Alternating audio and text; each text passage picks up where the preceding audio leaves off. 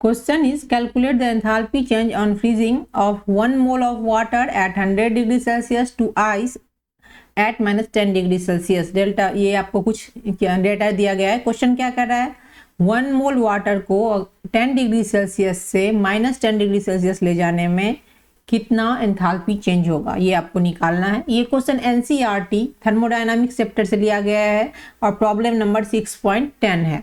तो चलिए इसको सॉल्व करते हैं। तो इसमें आपको पहले क्या करना है, 1 मोल H2O को, है ना, 1 मोल H2O को, अब डायरेक्ट तो नहीं कर सकते, 1 मोल H2O है, उसको आपको पहले क्या करना पड़ेगा, इसको आपको ले जाना पड़ेगा 1 मोल,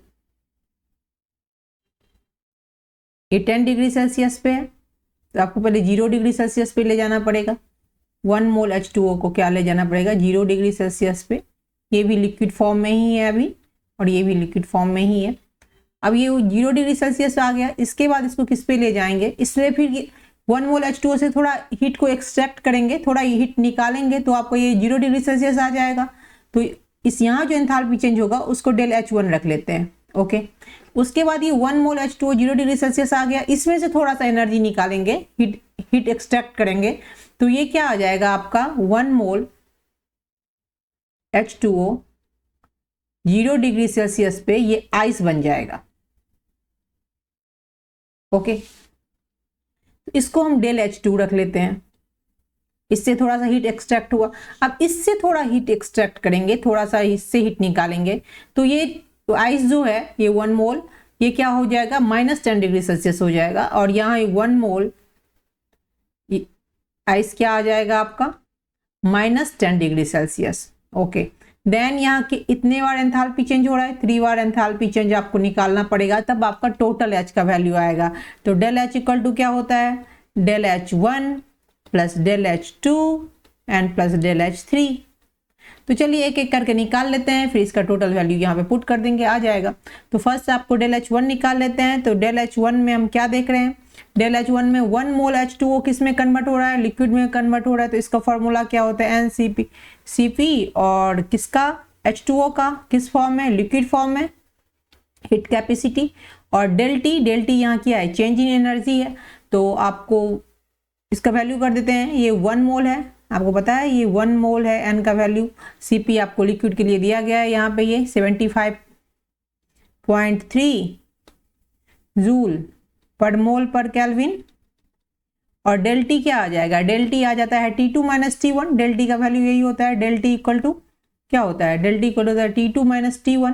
तो यहाँ T2 कितना है, 0 डिग्री सेल्सियस, तो 0 डिग्री सेल्सियस में हम इसको कैल्विन में चेंज करेंगे तो क्या हो जाएगा, 273 कैल्विन, और इस 10 डिग्री सेल्सियस को आप कैल्विन में चेंज करोगे तो ये क्या आ जाएगा, 273 + 10 तो 283 कैल्विन। तो यहीं पे T2 - T1 कर देते हैं, तो ये आपका आ जाएगा 273 - 283 कैल्विन। तो ये आपका माइनस में आंसर आ जाएगा, ये -10 हो जाएगा, और कैल्विन से कैल्विन कैंसिल, मोल से मोल कैंसिल, और इसको अगर आप टोटल कैलकुलेट करोगे तो ये आपका आ जाएगा -7, हाँ कितना आ जाएगा, ये 10 से कर देंगे ना तो ये 3 यहाँ हो जाएगा। ओके, और ये जूल में आ जाएगा। ओके, तो ये इसका आ गया डेल H1 का। फिर डेल H2 निकाल लेंगे। तो डेल H2 में क्या है, यहाँ देखिए ये आपको फ्यूजन का वैल्यू दिया गया है, लेकिन यहाँ क्या हो रहा है, ये फ्रीजिंग हो रहा है यहाँ, मतलब 0 डिग्री सेल्सियस से किस में, आइस में चेंज हो रहा है, लिक्विड आइस में चेंज हो रहा है, फ्रीजिंग हो रहा है। तो आपको पता है del H freezing equal to क्या हो जाता है, del H freezing equal to हो जाता है माइनस डेल H फ्यूजिंग, है ना। तो यहाँ माइनस का वैल्यू यहाँ पुट कर देंगे तो ये आ जाएगा, तो इसका वैल्यू क्या हो जाएगा, N into minus del H fusion का। ओके, तो N तो 1 मोल ही है, और फ्यूजन का वैल्यू माइनस में डाल दीजिए, ये आ जाएगा -603 किलो जूल पर मोल। तो ये आपका कितना आ जाएगा, ये मोल से मोल कैंसिल हो जाएगा, 6.03 है ना, 6.03। ओके, देन ये किलो जूल में है, आपको जूल में लाना पड़ेगा। तो जूल में लाने के लिए क्या करेंगे, इसको 1000 से मल्टीप्लाई कर देंगे, डायरेक्ट यहीं कर देते हैं, ये मोल से मोल कैंसिल हो गया, और यहाँ 1000 से इसको मल्टीप्लाई कर दीजिए, तो ये आपका आ जाएगा -6030 जूल, क्योंकि 1 किलो जूल इक्वल टू होता है 1000 जूल। ओके, देन आपका डेल H2 का वैल्यू आ गया, फिर डेल H3 का वैल्यू निकाल लेते हैं। डेल H3 इक्वल टू क्या हो जाएगा, N इंटू CP, CP किसका,